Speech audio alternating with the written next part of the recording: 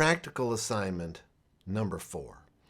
In this assignment, you're going to continue to develop your skill harmonizing melodies and realizing harmonies. So harmonizing melodies and realizing or melodicizing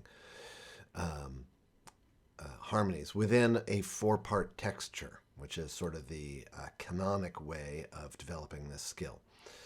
So I've prepared 2 very, very simple melodies for you. Now, I'm going to start by giving you just one little note flight pro tip here. I don't really like the sound of the piano. Let's listen to this once with the piano.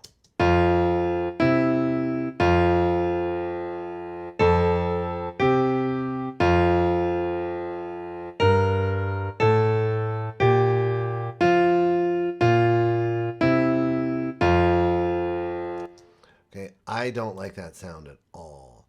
So what I'm going to do, after I label this, which I had forgotten, I'm going to change the sound so that it sounds something more interesting. And I kind of like the electric piano part. So I'm not going to change anything here, but what I'm going to do is I'm going to click parts. I'm going to go in here and say edit. And now for that part, I'm going to choose the electric piano. I like the electric piano. Okay, here we go. Keyboards, electric piano. And then I'm just going to delete this, the name of it. We don't need that. Okay, so that's your little note flight tip for the day. And here's the way it sounds now.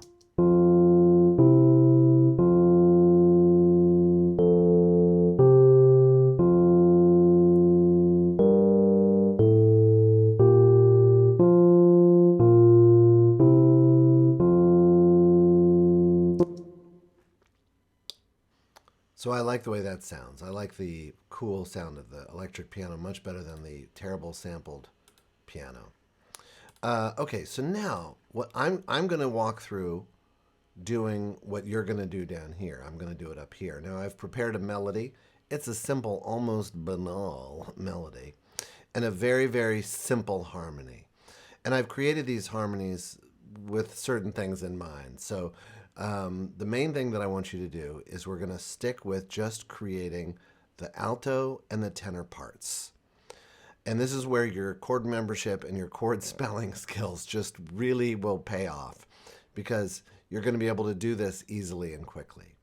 So here is my Roman numeral analysis with the name of the key in capital letters.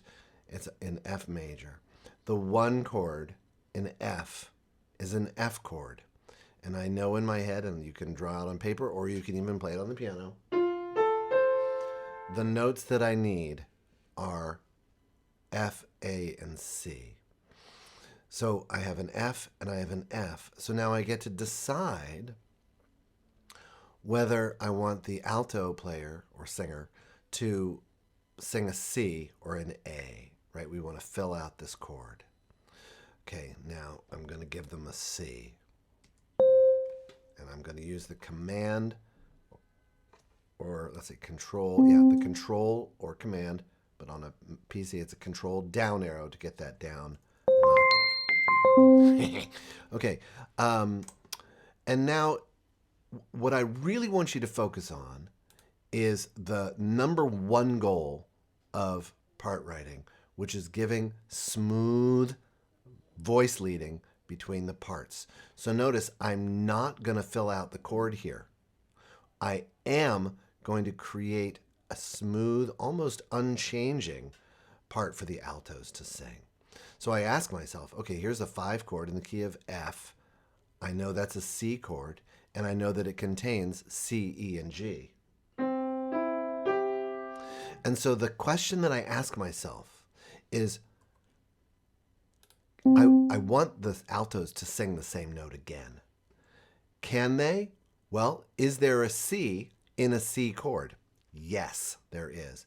So on my typing keyboard, I type a C. If they can stay on the same note, they stay on the same note. All right, now back to the 1 chord. Is there a C in an F chord? Yes, there is. Okay, now moving on, I need another 1 chord, another F chord, and in this case, I felt a little, I don't know, creative. So I decided to give the altos an F, filling out that chord. Now, here we have another 5 chord. Notice we go from a 1 to a 5 to a 1, and a 1 to a 5 to a 1. We haven't gone anywhere harmonically, right? We're really just, it's all like one great big 1 chord. So is there an F in a C chord? No, there is not. So then I ask myself, what is the nearest note in the C chord to an F? In other words, what is the smoothest next melody note for the altos? And it would be an E, which is just a step away. Okay, now I'm going to ask myself again, is there an E in an F chord? There is not. So I could give them another F. But now I have 1 soprano, 2 alto, 3 bass, 3 people singing the F. So that's a little bit more than we need. So I'm going to bring them down to the C. Okay? And now they can sing this melody.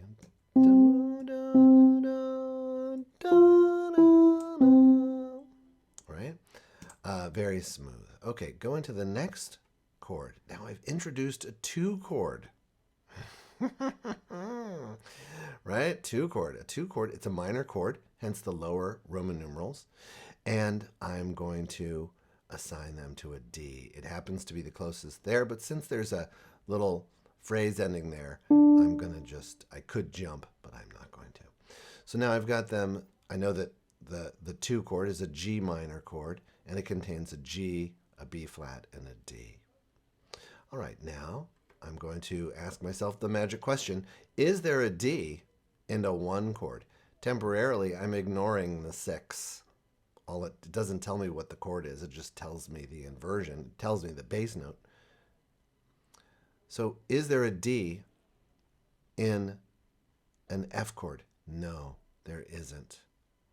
So I go to the nearest note there. And I'm going to, for now, I'm going to just give this a little red because I'm going to come back to that probably.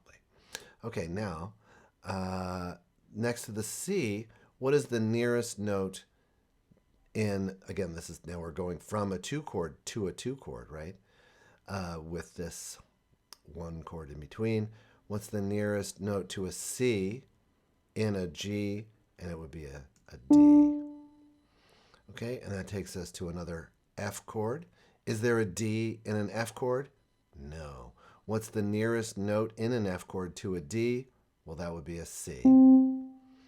Okay, and going on, is there a C in a 4 chord, a B flat chord? Notice, this is the first B flat chord we've had, and there's no C in a B flat chord. So I'm going to move up to a D. Is that my belly rumbling or is my printer turning on? Okay, now, is there a D in the 5 chord? No. So what's the nearest note? Well, it could be E. That's very near. It's also in the C chord. But now we have 2 voices singing that C, which is not super desirable. So I'm going to come down here. Okay, finally, is there a C in the F chord? Yes. So the altos get to sing that same part. All right, and now I can listen back because it's fun to listen back.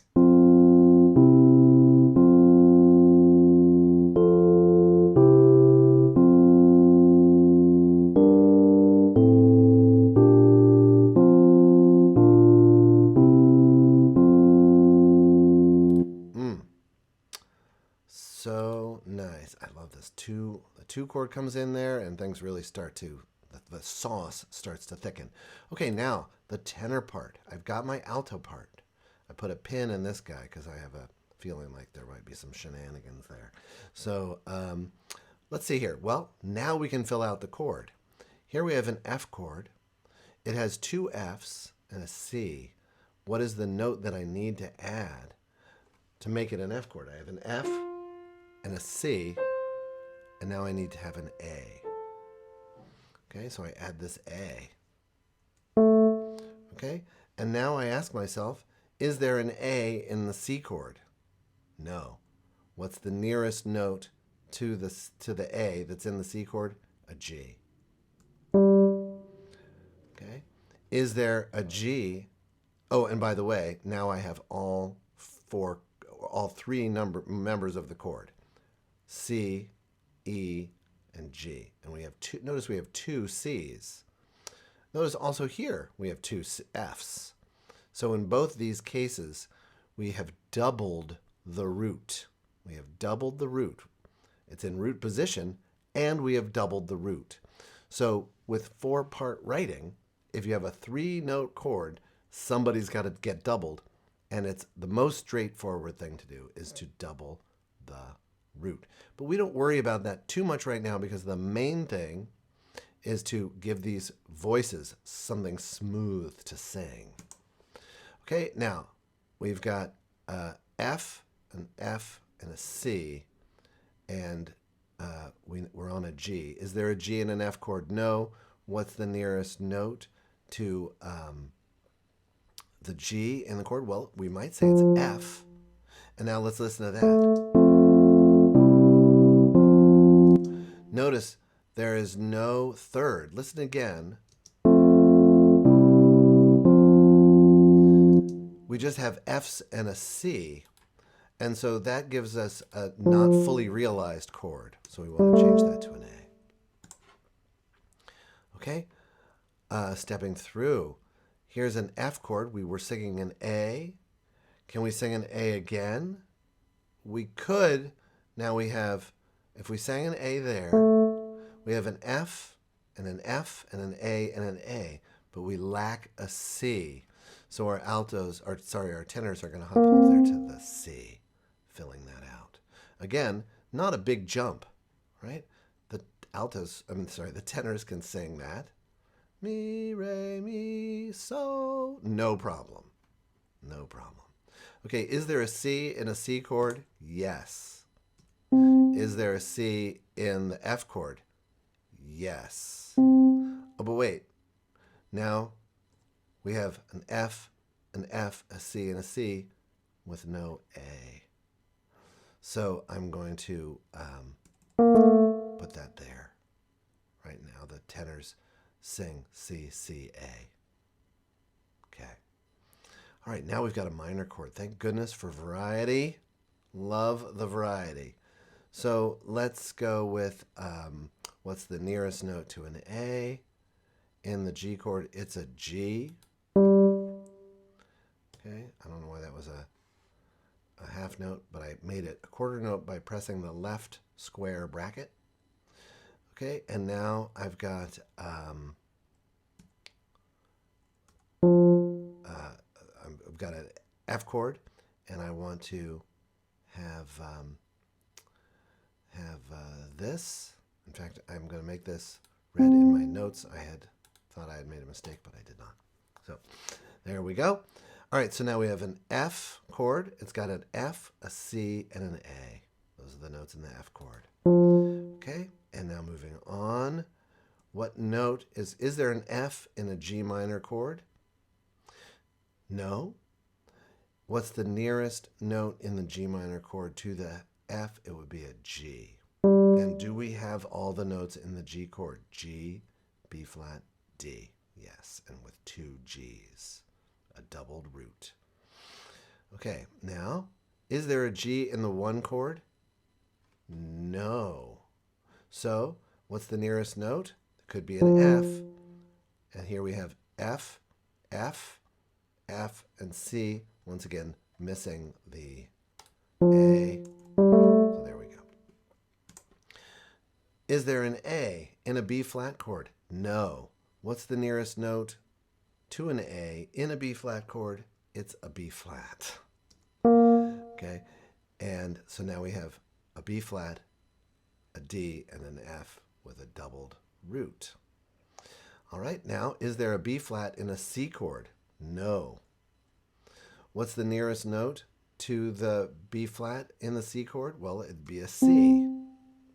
So let's check. We have a C, a C, a C, and an E. Who's missing? The G. So I'm going to adjust the tenor part to sing the G. Finally, is there a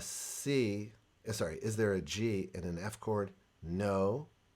What can I do? I can go to an F. That is a nearby note. And now I have an F, an F, an F, and a C, missing once again the tenors singing the A. Okay, so now we have our complete melody and harmony realized in 4 parts.